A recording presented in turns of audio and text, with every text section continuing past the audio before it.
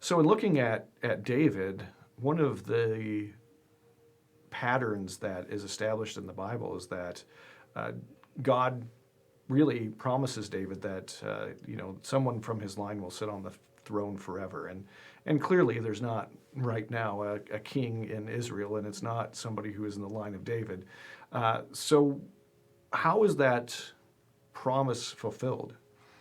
It's obviously fulfilled in the life of Jesus, and obviously in Matthew and Luke, they trace the lineage of Jesus down through both sides of the family and still come through the line of David in both cases.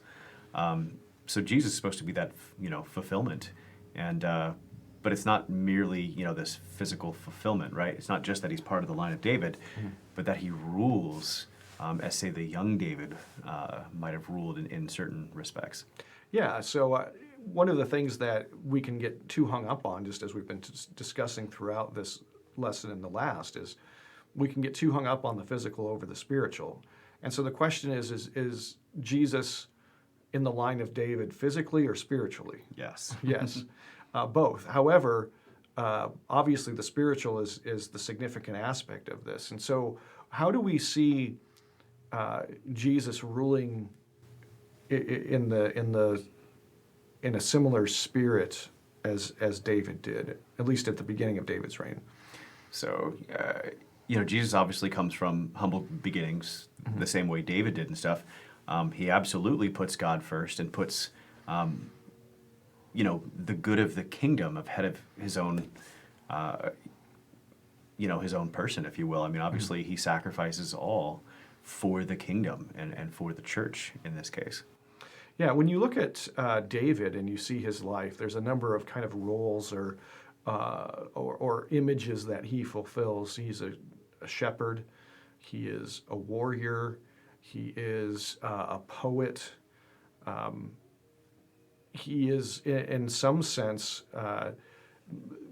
in the exuberance of his worship before the ark, you could say there's something priestly about him. How do you see Jesus fulfilling those things? It's an easy 5-part question.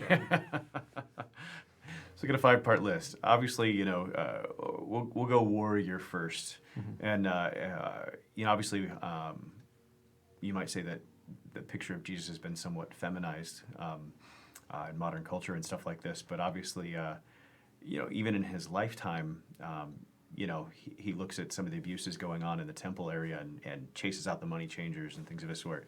But then also, obviously, the picture we get in Revelation is definitely that of a warrior with a sword coming out of his mouth and things of a sort. So if we go to priest, I mean, Jesus perfectly fulfilled the law in every respect, which obviously no other man has ever done.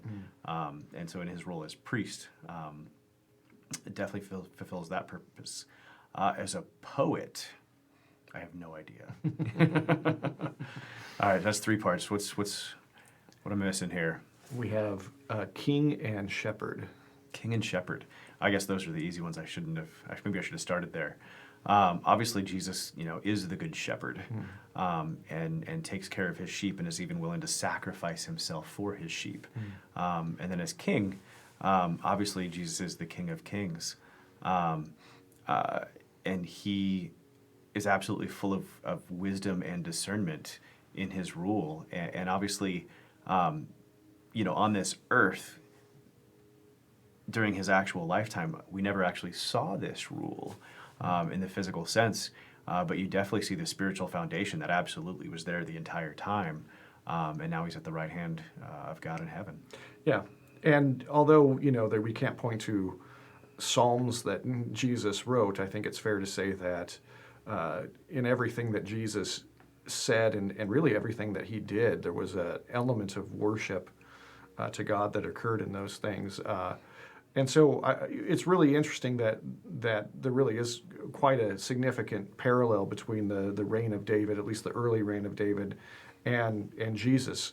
And so what do you think that means for us as Christians in regards to our position of kingship?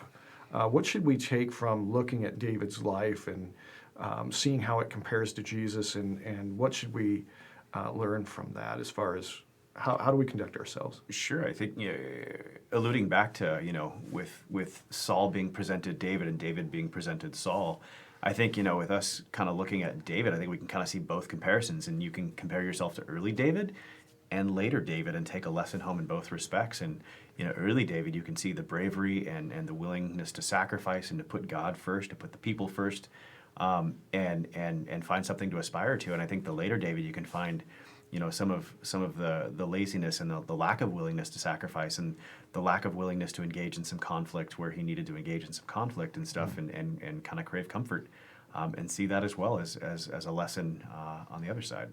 Yeah, I really think that it's interesting when you look at David's life. You really can judge yourself whether you're being more like the early David or the later David, and that desire or that willingness to sacrifice is really important, because there are so many times when we put the physical over the spiritual. I mean, you just think of the times when, you can watch your kid doing something that another kid would do, and you'd be upset if it was another kid, but with your kid, you just kind of let it go. And there's just so many things, and you can think, well, I want this physical relationship at the cost of what the spiritual relationship looks like. There are just so many things that you can look at in your life and really evaluate, what kind of a king am I being here? Am I elevating the spiritual realm here, or am I elevating the physical realm? Because if you're elevating the physical realm, eventually it will go bust. And that seems to be one of the things that we can really take from this, is that when you look at David's later reign, it really isn't great.